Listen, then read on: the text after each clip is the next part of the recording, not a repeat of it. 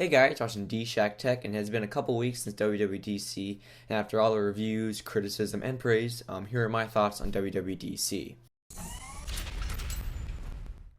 So the first thing that I want to talk about today, because of its relevance to me, is iOS 6. It came with some updates, including the new app of Passbook, a very new Maps application, Facebook integration, more Siri options, and Safari browsing over all devices. All these things are great, but once again it left some key factors that I wanted out. This being no address of the customizable options in iOS. I can't tell whether they believe it's not necessary to do this, whether it will slow down the entire system, or whether they just want to steer clear of a possible copycat version of Android, which is very ironic to say. But above all, the most important update to iOS 6 was Maps. The current Maps on iOS 5 is very clumsy, with no turn-by-turn directions. But with the new Maps application, there is turn-by-turn navigation and a new 3D Maps. It looks amazing. I think this is the biggest update to iOS. So with the new Maps comes even a slider change from Apple reliance on Google Maps to their own Maps service, which will further separate the two companies as they go on into the future. So the other updates felt more like teasers than major upgrades to me. There is no radical changes that made me want to go out and figure out how to get iOS 6 early. That's how I felt last year with Notification Center. But I like the further updates of Siri, Mail VIPs, but overall it seemed to me like a minute upgrade, not a new version of iOS. That being said, I do understand that what Apple has on their hands is a very sound and stable product. It might be that there is actually no need for major changes because of the risk ruining what they already have. I don't totally believe this, but it is a possibility. So tell me what you guys think in the comments down below about what you think about iOS updates and what you wanted to see in this current version of iOS 6, but you didn't get. So the next thing I want to talk about is the release of new updated MacBooks. The first annoyance I have with these new products is why they created a separate 15.4-inch Retina display MacBook while still releasing the 13-inch and 15-inch regular screen MacBooks with the updated specs.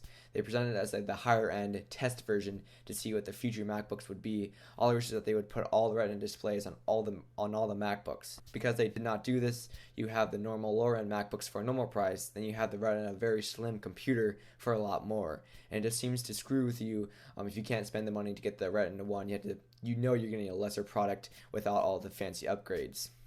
I always wish they would keep the product lines the same throughout. Now, before I come off too angry about the release of these new MacBooks, I have to say I was blown away by the new MacBook with Retina display. Not only for the screen resolution, but the build and design. It just looks absolutely phenomenal. How thin it is, how it can match the thinness of the MacBook Air at its thickest point. That just amazes me that they could do this. The spec upgrades are good, and overall I am very pleased with these new MacBooks.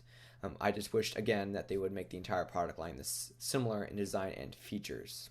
So the other downside I forgot to mention was the new Retina MacBook is being deemed the hardest computer to improve yourself. Because of the way Apple designed it with all of their own parts, all unibody design, it allowed them to create a product that is very extremely thin, but on the downside, very hard to take apart if you're not an Apple employee. The biggest complaint is this pretty much eliminates personal RAM and other spec upgrades that you can do by yourself.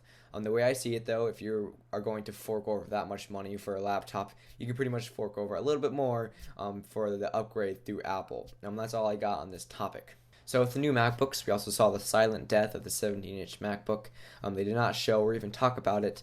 I can't even say I was surprised, more like neutral on the subject. The final subject they covered was a more full preview of OS X Mountain Lion. And the new ones that I thought were cool was dictation, which allows for speech-to-text translations. There are a lot of really good uses for this in the OS X software. I would like to have seen Siri, but I don't know how that would work, although it would be pretty cool to see Siri on an actual desktop computer. They also showed Notification Center more in depth, which is what I'm most excited for with this release of Mountain Lion. So that's pretty much it for my thoughts on WWDC 2012. Hope you guys enjoyed it. Leave your thoughts in the comment section down below. Check out my channel DshackTech for more Apple news, product reviews, and app reviews. Thanks for watching, and as always, see you guys next time.